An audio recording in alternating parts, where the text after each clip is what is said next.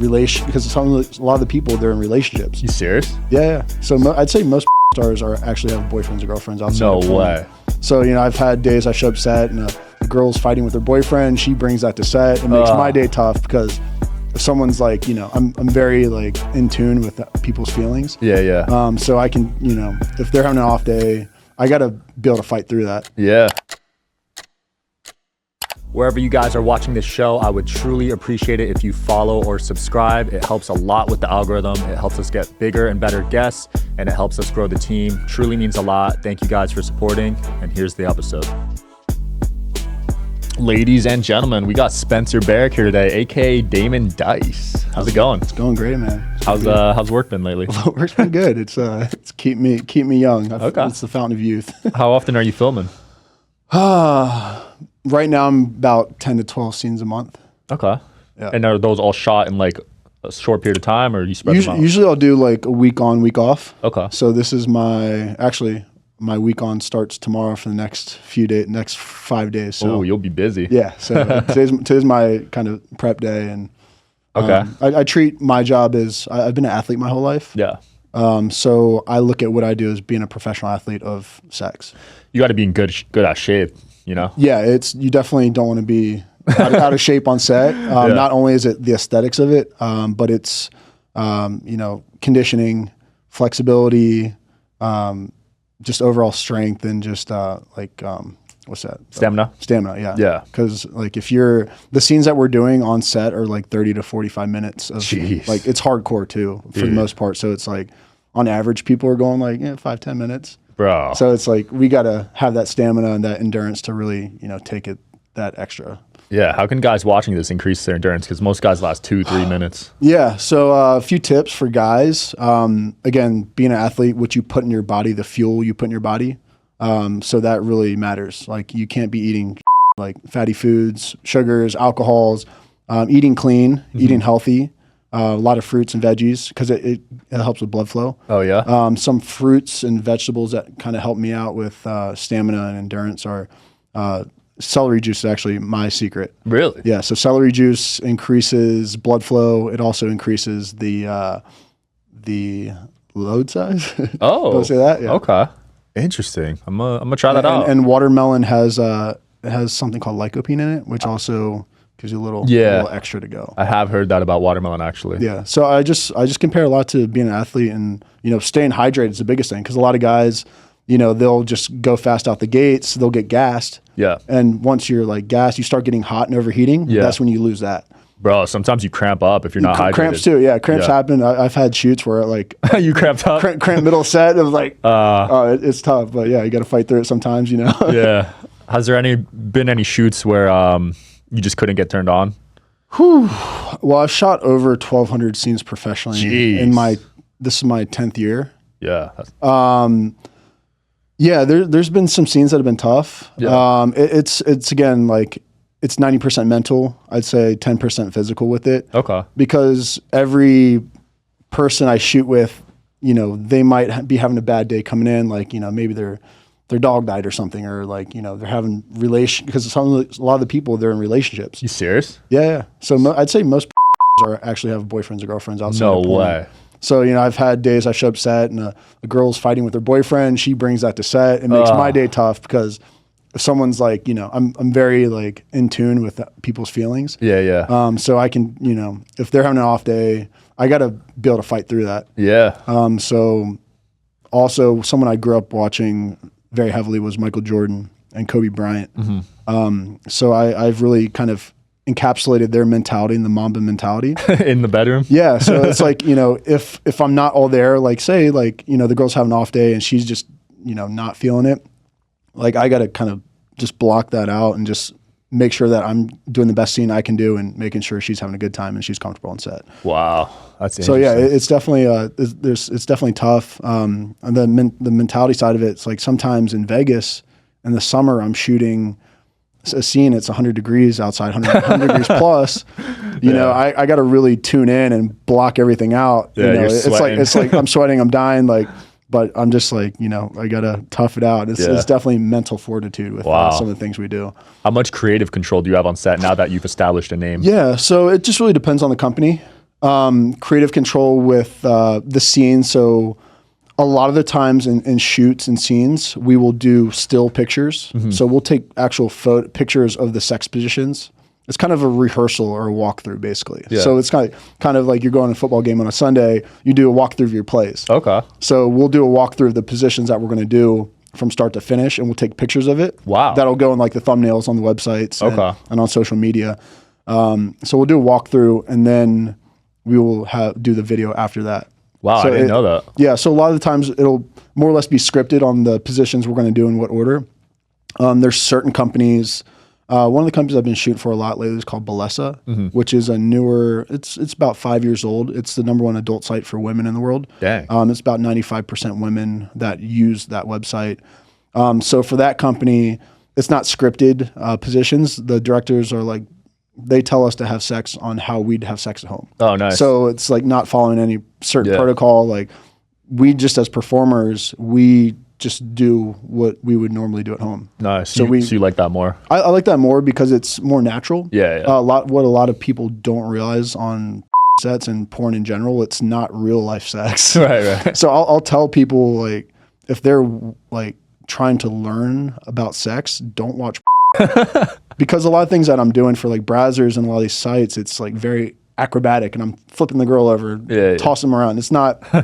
It's definitely not at home sex. Yeah, and a lot of people do learn from it, and and like I would say, you know, you can learn some things, but don't. This is professional. Don't try this at home type thing. But it's just different nuances. Like even again, like the sports analogy. Like I've watched other performers in the past to see what they do. Like some of the top guys, guys that have won the AVN Performer of the Year. So I've learned from the best, watching them, or even like, you know, them giving me advice over the years. Nice. So it's definitely a learning curve to that. How do you win that? Is that like fan votes? So for the AVN and XBiz, it's like there's it's like press and panels. Yeah. So the media chooses. It's basically like Grammys or Emmys. Oh, got it. Yeah, so it's not a fan vote. They do have a fan vote aspect, but it's like the writers that are in the adult industry, the editors, they kind of have their own little guild in which they vote the performers of the year. Have you ever won that? I've never won Performer of the Year. I've been nominated a bunch of times. This year I have 9 nominations. Damn, you're killing it this year. So for the award season coming up this year, I have several scenes nominated for Best Sex Scene. Wow. Best Threesome Scene, Best VR Scene. VR scene? Virtual reality. So that's a thing? Yeah, so imagine this is the camera right here. It's basically POV, but in virtual reality. Wow. So like all the action's going on in front of me. Oh, so you put on the goggles? No, so this is a camera right here. Yeah. And the girl is here, my partner's here. So it's all like, it's basically a POV. Oh, wow. But it's high tech. But your point of view. Yeah, so the consumer, they're putting on the VR goggles to actually watch that. Right. Which is pretty wild. Like yeah, so they think they're having sex basically. Yeah, it's you're up in it. Wow. Yeah. Interesting. Is that like what are the hottest categories right now, you think?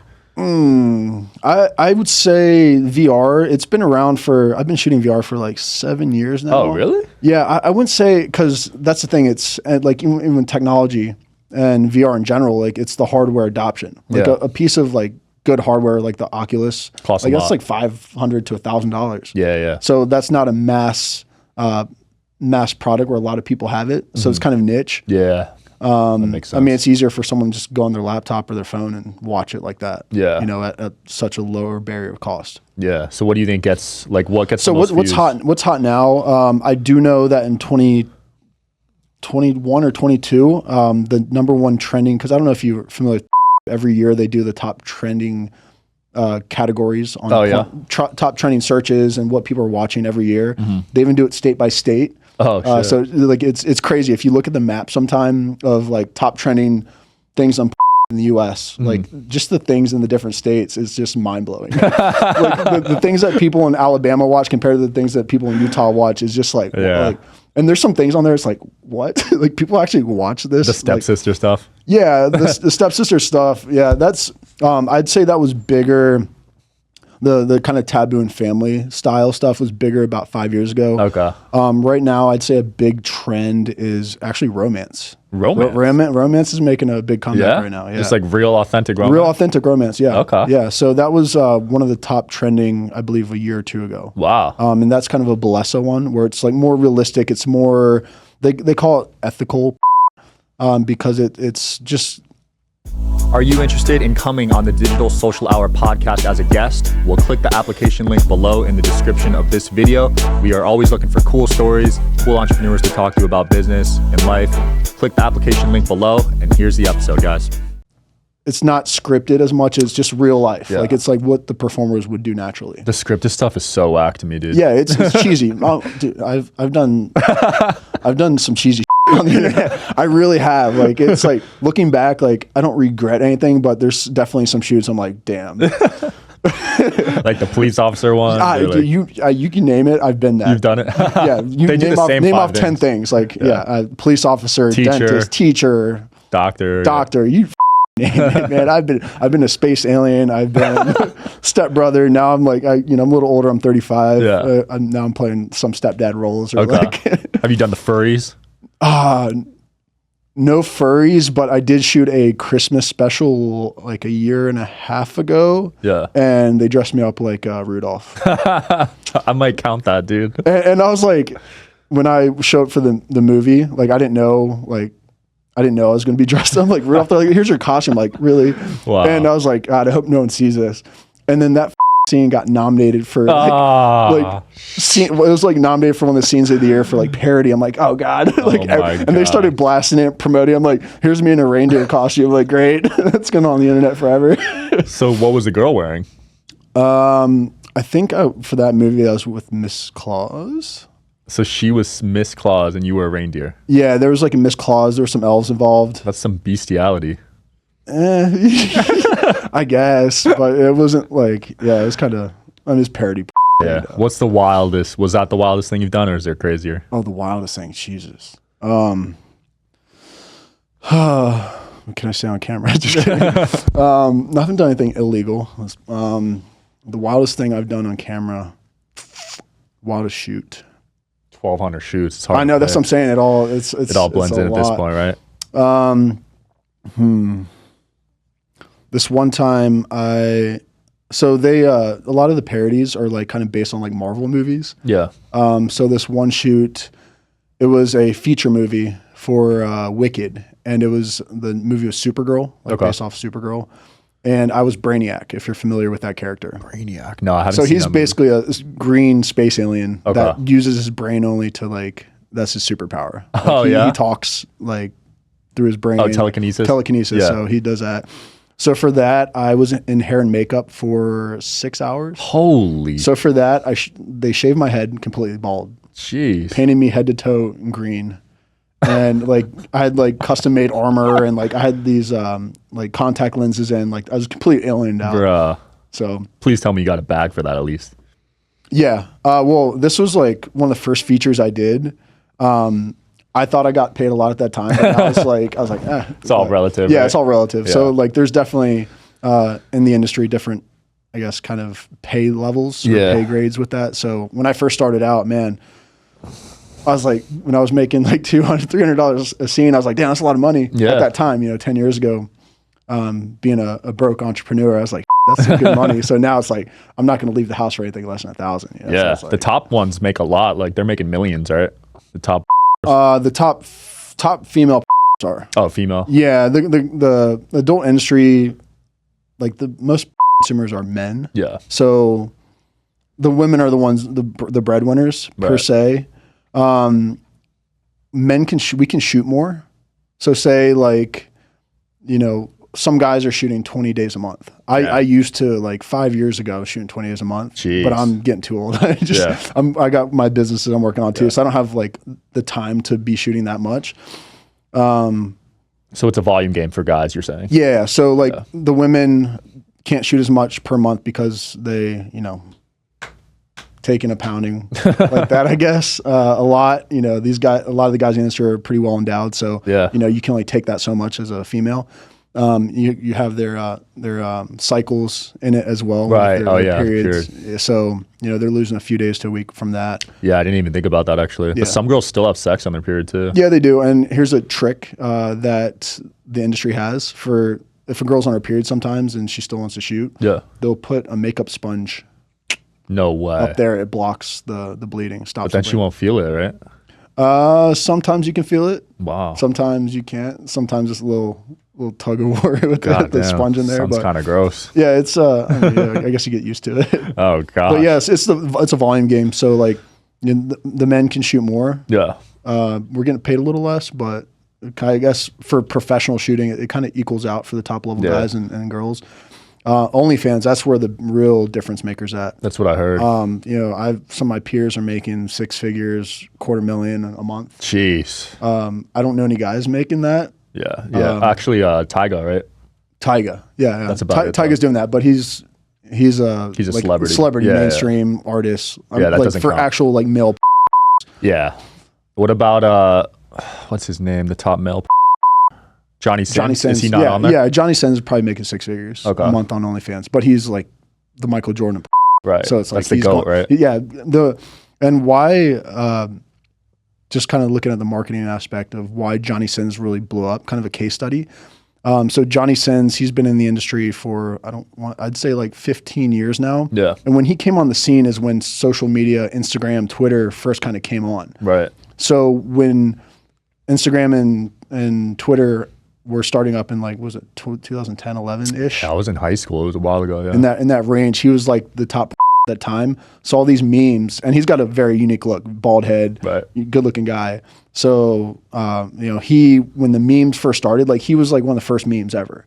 So Johnny Sins was like on that wave of virality and social media. Yeah. So he's just kind of stuck. Like he's been there since that. Yeah. And even with like Michael Jordan, with athletes, they were never really endorsing athletes like that. Athletes weren't the brand. Mm-hmm. Like Michael Jordan was the first one to really take it to the next level and have his own shoe, have his own product, and have like a brand propped off of his name. Yeah. So there's like a Michael Jordan effect. Like that's kind of how I look at it. Absolutely. How often do you have to get tested?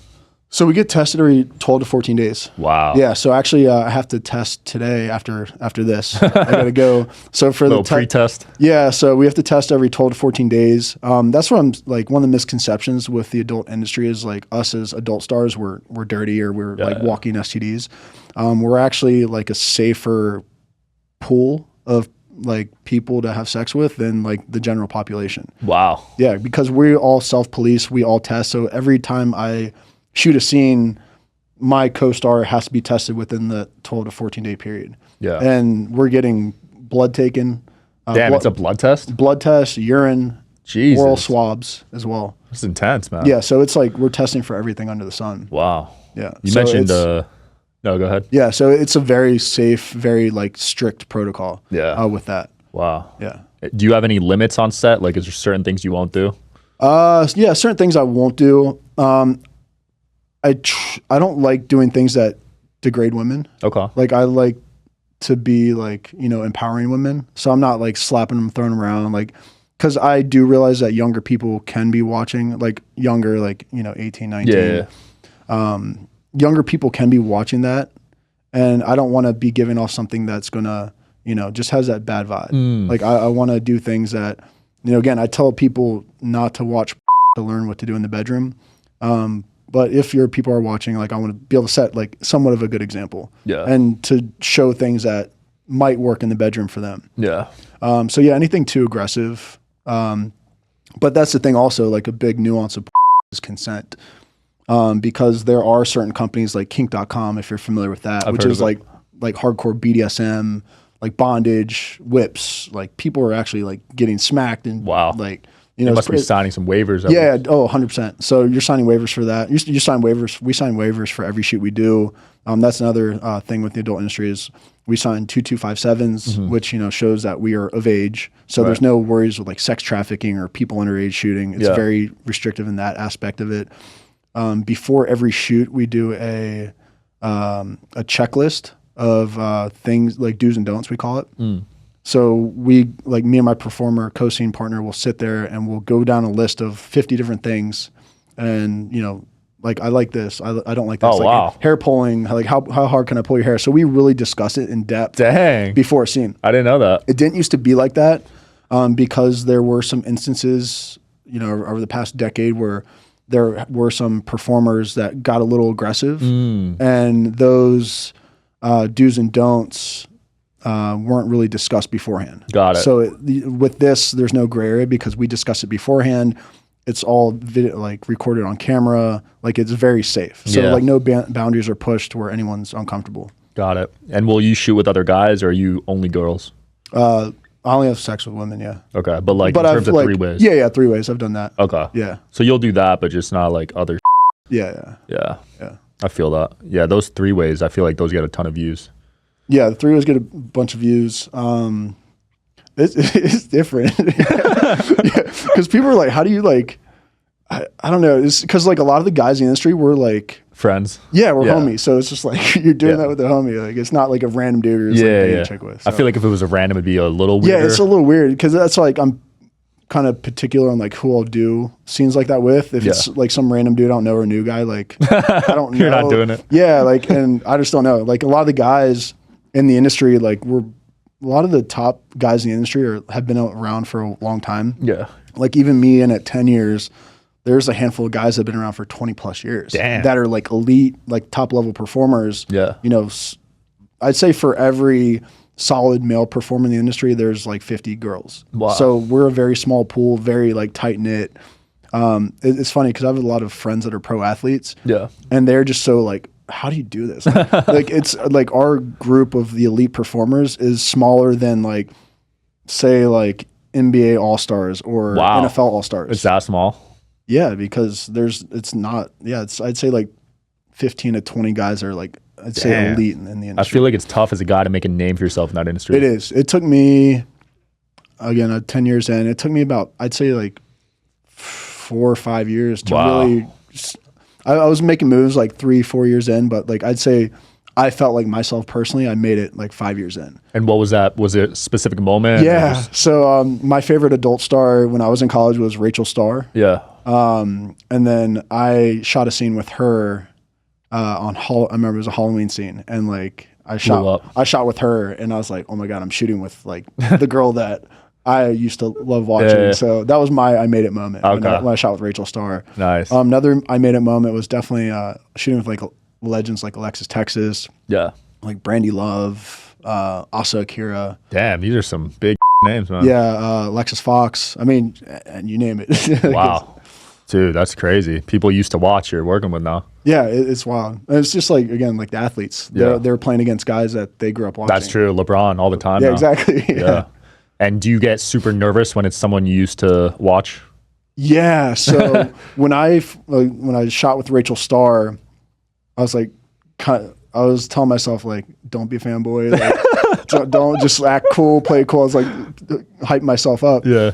So when I met her for the first time in person and we were about to shoot the scene, I was like, hi, because my stage name's Damon Dice. I'm like, I'm Damon. What's your name? Like, I pretended I didn't know who the she was. It's like, obviously it's Rachel Starr. Like, no. So like, I just like times like that, again, like the first time I shot with like Alexis Texas, legend. Like I just like play cool. Cause like on the inside, like I'm like, oh my God, this is like a legend. Yeah. So again, you just gotta breathe. Breathing's a very important aspect in this industry. Like that's another tip I tell a lot of guys is focus on your breath and your breathing. Yeah. Because if you kind of start hyperventilating or lose your breath, people when they get nervous, they have shortness of breath. Right. When you're short of breath or you're kind of not calm here, that affects blood flow and your activity down there. Interesting. So you're saying to take deeper breaths? Yeah. So I'm actually into meditation. Yeah. Since I've been practicing meditation for the past 5 years now, wow. Like it's significantly helped out my performance. Damn, really? Yeah, because there's a lot of those times, like I said, say we're shooting a scene outside in the desert, 100 degrees, like I feel like I'm gonna die. Right. But me breathing, kind of like, all right, you're okay, you're gonna make it through. So just like that tuning out and really kind of focusing, and breath is very important because once you lose your breath, you lose your wood. Wow. Yeah. That's good advice, man. 'Cause some people, like we said earlier, last like 2 minutes. Yeah. So like a lot of people, that's one of the biggest issues is like one of the easiest things they can fix. Right. Because like if you're, think of a time where you hooked up with a girl for the first time, like you're nervous. You're like, like you get those nerves.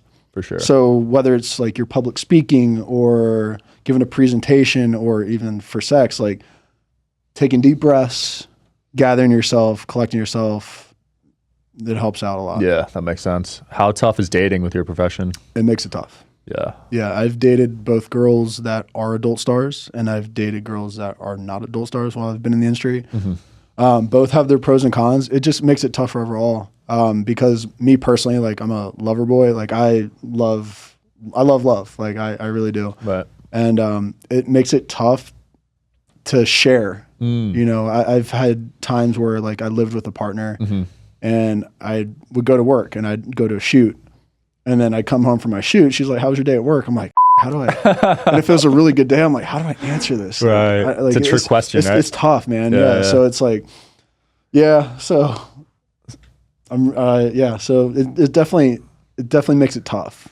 That's cool to have like a serious relationship. But again, everyone's made differently. Yeah. Like some people are into monogamy, some people aren't. Like there's so many different. I mean, just looking at the adult industry and the people that are in it.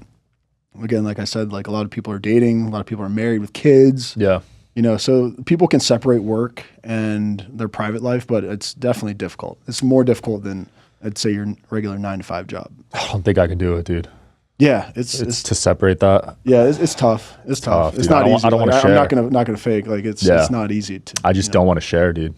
Yeah, you know what I mean. Yeah, I don't want to share my either. So it's like. And I have, when I first got in, I dated a girl that was pretty big in the industry and like, damn, my girl's getting railed out right now. God, this sucks. It sounds like you're a student of the game. Like you really studied how to get there and you implemented it. Yeah. It's, it definitely has its nuances. It's a very unique industry. And it's definitely developed. It's a lot different now than it was when I got in 10 years ago. Oh, yeah? When I got in 10 years ago, there wasn't OnlyFans. There wasn't like self-content creation like that. So we, as performers, were at the mercy of these big box companies or the studios like Wicked or Digital Playground. Our work was only depending on if we got booked. And most of us have agents. Actually, I haven't had an agent for 6 years now, so I'm self-independent. Yeah. But a lot of the performers have agents, and it's basically the same business model as like Hollywood. Right, they take 20%. Yeah, 10 to 20%, do the deals, set up the shoots. But now, over the past especially over the past 3 years since and OnlyFans really blew up, a lot of the performers are now self-sufficient. They don't need to rely on shooting for these big brands or these companies to perform. Right. Like there's now there's a lot of the big name that they don't even shoot professionally anymore because they're making more from home doing their OnlyFans. Wow. So why go to set? Why, be on set all day and, put your body on the line when you can just be at home and make more money? Yeah. So there's a lot of performers that have retired and they just shoot content. Interesting. Yeah. So the content creation has definitely been huge. That's something I talk about a lot is kind of the progression of the industry and where it's gone. Yeah. Again, since everyone was locked in at home. They didn't have things to do. A lot of people lost their jobs. Yeah. So you couldn't even film, right? During that time. So yeah, there was like a 6-month period in which the adult, like the professional industry shut down because of so a lot of people were doing their own independent content creation. Yeah. And what's unique about it is that there was a lot of jobs created by OnlyFans through the pandemic because a lot of people lost their jobs. I couldn't go to work. So it's like, there was hundreds of thousands of people those few years that joined OnlyFans just to survive. Like I've come across, teachers and dentists, any line of work you can imagine, both male and female, that went to OnlyFans basically for survival. Yeah, I see the teacher one. It's a shame because they get fired once they find out. Yeah. I don't know. It's tough. Yeah, I get it. I mean, would you want your kids? Yeah. It's tough. It's tough. I mean, I don't know how to answer that. Yeah, it's a tough. I think it's case by case, honestly. Yeah, it should be. And then even like state by state, because if you're in the Bible Belt, like you do that Alabama. Oh, like, God. oh, they're they're gonna nail you to the cross for that one. Yeah. Yeah. So it just really depends on your situation. It's tough. It's tough. Yeah. Do you get recognized a lot in public? I get a lot of like, I've seen you from somewhere. or we've met before. I'm like, no, we haven't met before, but you've seen me somewhere. That's funny. So I get a lot of like, oh, like we met. I'm like, no, you've watched me before. They don't want to admit it, right? Well, they don't know because subconsciously, again, mostly males watch. So they're not watching it to watch me. They're watching it to watch my female co-star. True. So their focus is on her, but I'm just kind of in the peripheral. Yeah, I so can't like think of any. they know they've seen me from somewhere. Like, oh, we met or I've seen you. Like, they just don't know, and then like, oh, yeah. That's facts. Because I can't think of any guy right now. Yeah, it's like, who gives a for sure. What do you think of the documentary on Netflix? documentary on Netflix? It was a fluff piece. Make them look good. Oh wow. Yeah. Yeah, that's cool to get your point of view on it because people loved it as consumers. Yeah. But you're in the industry. Yeah, it was politics. Yeah. Yeah. So why do you think they put that out? Well, got into some trouble for like uploading illegal content on their site, or like illegal content was uploaded. Yeah. So they lost their payment processing systems with MasterCard and Visa. Mm-hmm. So they got in a lot of trouble. And I think they kind of use a documentary to kind of clean their name up. Interesting. Yeah. So they still don't have those payment processors back? Visa and MasterCard are still off of. Wow. Yeah. Damn. And that's another reason why there was an exodus to OnlyFans, because a lot of performers were monetizing on. Yeah. And now they can't, so they went to their cam sites or OnlyFans. Wow, that's interesting. Yeah. Well, dude, it's been fun. It's a beast. Like, it's a conglomerate. I mean, they own all of them, right? Oh yeah. Well, the parent company, they sold it. They sold the company. MindGeek was sold to private investment group. Now it's called ALO. Mm-hmm. I mean, I have close to 1 billion views on. Holy. But I haven't seen a penny of it. So, what? Yeah. So they don't pay you any of that? No. Is it because they're giving you that flat fee up front, so they're deducting Exactly. Yeah. So that's basically what happens is once I shoot a scene, like goes on the internet. They can use it wherever they want to. And then they keep 90% of my scenes end up on eventually. Wow. So they made a bag off you. Oh yeah. I mean, just what's YouTube monetization right now for 1 million views? It depends on the channel, but anywhere from 2 to 10K, I'd say. At least. So say average 5K. Yeah. So say I have 1 billion views. I'm close to 1 billion. So imagine that same business model. Yeah. That's what, $1 million? That's more than $1 million. Or is it 10 mil? I can't even do the math. Right, it's in the millions. Yeah, it's a lot of money. It's like, damn, if this was on YouTube, I'd be a millionaire. But it's like, I haven't seen a penny of it. So. And their CPMs are probably good because the products that are advertising are so targeted. Yeah, CPMs are great, actually. Yeah. Yeah. Actually, Hardin, it's a dispensary here in Vegas I work with. We advertise on, and we actually get really good conversions on. Wow. Yeah. Yeah, that makes sense. Well, so, dude, and it's also a very, it's cheaper relative than Instagram ads, Facebook ads, Google ads. Oh, those are so expensive these days. Like this is a fraction of the cost. You can't even make money off those these days on most of them. No, so the ROI is actually pretty decent with that. Yeah. Well, dude, it's been fun. Anything you want to close off with or promote? If you want to find me, I'm on Instagram at Spencer Michael Barrick, and all the adult side stuff is on Twitter at Damon Dice. Classic. And you got Condom Company, right? Yeah, so I have a condom company called PS. We are now in Target and CVS nationwide. Okay. We also so we started out with the condoms, and now we have condoms, lube, wipes, and male enhancement pills. Let's go. So yeah, check us out. Yeah, check them out, guys. Thanks for watching. psgoodtimes.com. Yeah, we'll put a link in the description. Thanks for watching, guys. See you tomorrow.